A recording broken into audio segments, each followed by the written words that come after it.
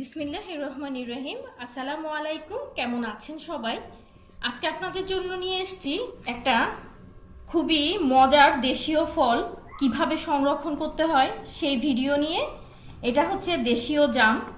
তো এই জামটা কিন্তু খুব অল্প সময়ের জন্য পাওয়া যায়, 1 মাস থেকে 1.5 মাস পর্যন্ত থাকে বাজারে। এরপর কিন্তু পুরা বছর জামটা আর পাওয়া যায় না। কিন্তু এই জামটা আবার অনেকে খুবই পছন্দ করেন। তো পুরা বছর সংরক্ষণ করে এই জামটা কিভাবে আমরা রাখতে পারি এবং যখন ইচ্ছে তখন খেতে পারি, সেজন্য আমি সংরক্ষণ পদ্ধতিটা দেখিয়ে দিচ্ছি। আমি এখানে 1 কেজি জাম নিয়েছি। জামটা আমি ভালো করে ধুয়ে নিয়েছি। ধোয়ার পরে আমি কিছুটা টিস্যু দিয়ে মুছে ফেলেছি, এই যে কিচেন টিস্যু দিয়ে। আপনারা খুব ভালো করে হালকা আলতো হাতে মুছতে হবে, খুব চাপ দেওয়া যাবে না, যেহেতু জাম এমনিতে একটু নরম হয়। তো এভাবে আমি সব জামগুলো মুছে নিব।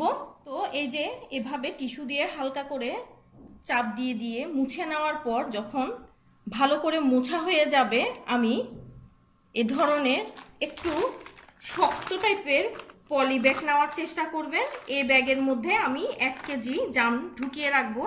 আর আপনারা যদি চান আরো অল্প অল্প পরিমাণে রাখতে, আপনারা এই ধরনের পলি ব্যাগে আমি এখন যেভাবে রাখছি সেভাবে অল্প অল্প করেও রাখতে পারেন। আমি এটা রেখে দিচ্ছি। তো দর্শক, দেখতেই পাচ্ছেন আমি এভাবে পলি ব্যাগে ঢুকিয়ে নিয়েছি।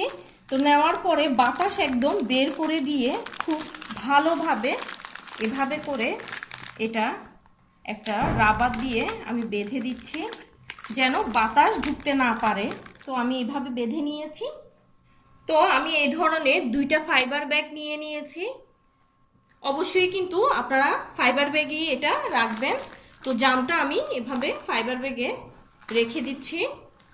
প্রথমে একটাতে রেখে এটা খুব ভালো করে এভাবে ঘুরিয়ে ঘুরিয়ে বন্ধ করে দিব।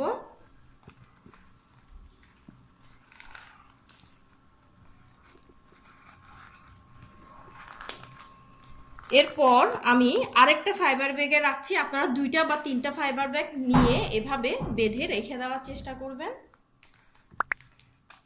তো প্রস্তুত হয়ে গিয়েছে জামটা। এখন আমি এটা ডিপ ফ্রিজে সংরক্ষণ করব। তো দর্শক, আমি 1 দিন পরে জামটা ফ্রিজ থেকে বের করলাম, একটু দেখিয়ে দিচ্ছি এটা কেমন হয়েছে।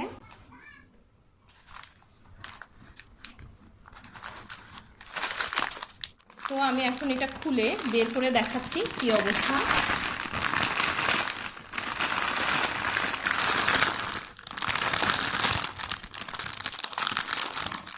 এই যে একটু বরফ জমে গিয়েছে। তো আপনারা ভর্তা বানানোর 1 ঘন্টা আগে যদি জামটা এভাবে বের করে রাখেন, তাহলে যে কোনো সময় আপনার যখন খেতে ইচ্ছা করে পুরা বছরই আপনারা জামটা ভর্তা বানিয়ে খেয়ে নিতে পারেন।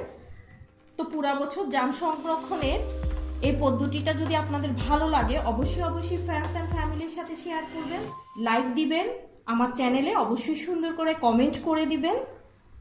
আর আমার সাথে থাকার জন্য আমার চ্যানেলটা অবশ্যই সাবস্ক্রাইব করে আমার সাথে থাকবেন। আজকে এই পর্যন্ত, সবাইকে ধন্যবাদ। আসসালামু আলাইকুম।